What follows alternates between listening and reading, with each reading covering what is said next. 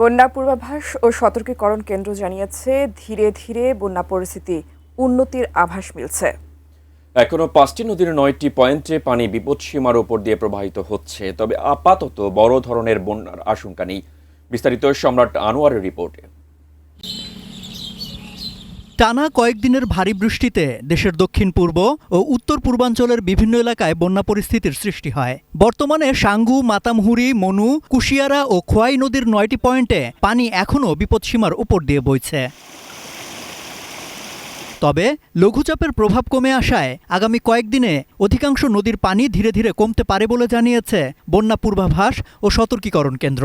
ফলে বড় বন্যার আশঙ্কা আপাতত কম। অবশ্য নিচু এলাকায় জলাবদ্ধতা এবং প্লাবিত অঞ্চলে দুর্ভোগ পুরোপুরি কাটতে কিছুটা সময় লাগবে। ভারী বৃষ্টিপাতের প্রবণতা বেশ অনেকটাই কমে গিয়েছে, যদিও আজকে পর্যন্ত ভারী বৃষ্টিপাত দেখা গিয়েছে এবং পানি কিন্তু যদিও এখন কিন্তু পানি কমার দিকে রয়েছে। আমি যদি সাঙ্গু, মাতামহুরের কথা বলি বা মনু, খোয়াইয়ের কথা বলি, ওভারঅল পানি কিন্তু কমেছে। সো আশা করছি যে বন্যা পরিস্থিতি হয়তো অব্যাহত থাকবে, কিন্তু খুব একটা খারাপ হওয়ার আশঙ্কা এই মুহূর্তে আর নেই। যে অবস্থায় রয়েছে সেই অবস্থাতে পারসিস্ট করবে। আমি বুঝি নির্মাণের শিল্প, সালাম স্টিল বোঝে ডিউরেবিলিটি। সালাম স্টিল, মোস্ট ডিউরেবল স্টিল। তো হাওরের যে বন্যা, আমরা যেটা প্রাক মৌসুমী বন্যা বলে থাকে ধানের জন্য, ওরকম কোনো বন্যার আশঙ্কা এই মুহূর্তে নেই।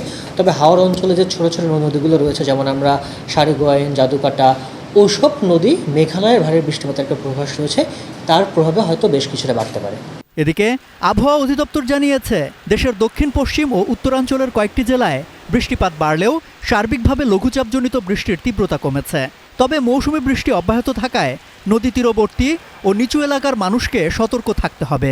আমরা শঙ্কিত, বিশেষ করে চট্টগ্রাম ডিভিশনে সেক্ষেত্রে বৃষ্টি কিছুটা কমেছে, মানে গ্র্যাজুয়ালি পরিস্থিতি ওই সব জায়গায় উন্নতি হচ্ছে।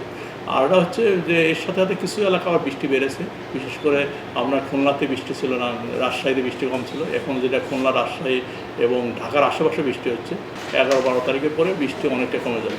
তবে একটা জিনিস খেয়াল রাখতে হবে, এটা যেহেতু বর্ষাকাল আর হচ্ছে জুলাই মাসে সবচেয়ে বেশি বৃষ্টি হয়। নর্মাল বৃষ্টি একটা আছে, যে প্রতিদিনই একটা নর্মাল একটা বৃষ্টি আছে, হয়তো সেই বৃষ্টিটা থাকবে। সম্রাট আনোয়ার, এটিএন নিউজ, ঢাকা।